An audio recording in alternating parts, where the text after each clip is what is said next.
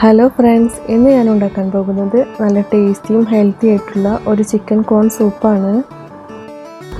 ഇത് കുട്ടികൾക്കും വലിയവർക്കൊക്കെ ഒരുപോലെ ഇഷ്ടപ്പെടുന്ന ഒരു സൂപ്പാണ്. അതിനായിട്ട് ആദ്യം തന്നെ ചിക്കൻ കുറച്ച് കൂടുതൽ വെള്ളത്തിൽ വേവിച്ചെടുക്കണം. ആ വെള്ളമാണ് നമ്മൾ സൂപ്പ് ഉണ്ടാക്കാനായിട്ട് എടുക്കുന്നത്. ചിക്കൻ നന്നായി വെന്ത് കഴിഞ്ഞാൽ അത് ചെറിയ പീസുകളായിട്ട് മാറ്റി വയ്ക്കാം. ഞാനിവിടെ എടുത്തിരിക്കുന്നത് ചിക്കൻ്റെ എല്ലില്ലാത്ത ഭാഗങ്ങളാണ്. സൂപ്പ് ഉണ്ടാക്കാനായിട്ട് തുടങ്ങാം. ഒരു പാത്രം അടുപ്പിൽ വെച്ചിട്ട് അത് ചൂടായി വരുമ്പോൾ അതിലേക്ക് കുറച്ച് ബട്ടർ ഇട്ട് കൊടുക്കാം. ബട്ടർ ഒന്ന് ചെറുതായി ചൂടായി കഴിഞ്ഞാൽ അതിലേക്ക് കട്ട് ചെയ്ത് വെച്ച വെളുത്തുള്ളി കൂടി ചേർത്ത് ഒന്ന് ചൂടാക്കിയെടുക്കാം. അതൊന്ന് ചൂടായി കഴിഞ്ഞാൽ നേരത്തെ എടുത്ത് വെച്ച ചിക്കൻ വേവിച്ച വെള്ളം കൂടി ചേർത്ത് കൊടുക്കാം. പിന്നെ അതിലേക്ക് 2 ചിക്കൻ സ്റ്റോക്ക് കൂടി ചേർത്ത് കൊടുക്കാം.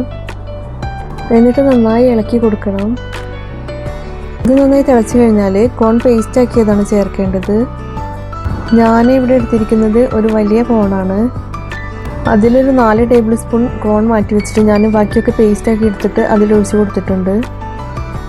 കോണിൻ്റെ പേസ്റ്റ് ചേർത്ത് അത് ചൂടായി വരുമ്പോൾ അതിലേക്ക് ഉപ്പ് ചേർത്ത് കൊടുക്കാം. പിന്നെ നമ്മൾ ഗ്രേറ്റ് ചെയ്ത് വെച്ച ക്യാരറ്റ് കൂടി ചേർത്ത് കൊടുക്കാം. ഉപ്പ് നോക്കിയതിന് ശേഷം ചേർത്താൽ മതി. നേരത്തെ ചേർത്ത ചിക്കൻ സ്റ്റോക്കിൽ ഉപ്പുണ്ടാകും.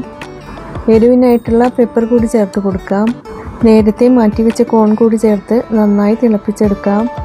തിളച്ച് വരുമ്പോൾ അതിലേക്ക് 1.5 ടീസ്പൂൺ കോൺഫ്ലോർ കൂടി ചേർക്കാം. കോൺഫ്ലോർ കൂടി ചേർത്തിട്ട് അതിൻ്റെ പച്ച ടേസ്റ്റ് മാറുന്നത് വരെ അത് നന്നായി തിളപ്പിച്ചെടുക്കണം. തിളച്ച് വരുമ്പോൾ സൂപ്പ് നന്നായിട്ട് ഇളക്കി കൊടുക്കണം, ഇല്ലെങ്കിൽ കോൺഫ്ലോർ കട്ട പിടിക്കും. സൂപ്പ് തിളച്ചായതിനു ശേഷം അതിലേക്ക് എടുത്ത് വെച്ച ചിക്കനും കൂടി ഇട്ട് കൊടുക്കാം. ചിക്കൻ ഇട്ടിട്ട് അത് നന്നായി ഒന്നും കൂടി തിളപ്പിച്ചെടുക്കാം. തിളച്ച് കഴിഞ്ഞാൽ ഒരു മുട്ടയുടെ വെള്ളം എടുത്തിട്ട് അതൊരു ഫോർക്ക് കൊണ്ട് നന്നായി പതപ്പിച്ചതിന് ശേഷം ഒഴിച്ചു കൊടുക്കാം. ഒഴിച്ചു കൊടുക്കുമ്പോൾ തന്നെ അത് പെട്ടെന്നൊന്ന് ഇളക്കി കൊടുക്കണം. എന്നിട്ട് ലോ ഫ്ലെയിമിലിട്ട് ഒന്നുകൂടെ തിളപ്പിച്ചെടുക്കണം.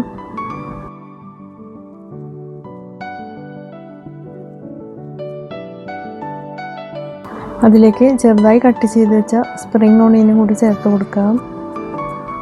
അത് കൂടെ കഴിഞ്ഞാൽ നല്ല ടേസ്റ്റി ആയിട്ടുള്ള സൂപ്പ് റെഡിയായി. ഇത് നല്ല ചൂടോട് കൂടിയിട്ട് തന്നെ കഴിക്കാം. ഇതൊരു 6-7 പേർക്ക് സെർവ് ചെയ്യാനുള്ള സൂപ്പ് ഉണ്ടാകും. ഈ റെസിപ്പി നിങ്ങൾക്ക് ഇഷ്ടമാണെങ്കിൽ ഒന്ന് സബ്സ്ക്രൈബ് ചെയ്യണേ. കൂടെ ലൈക്ക് ചെയ്യാനും ഷെയർ ചെയ്യാനും കമൻ്റ് ഇടാനും മറക്കല്ലേ.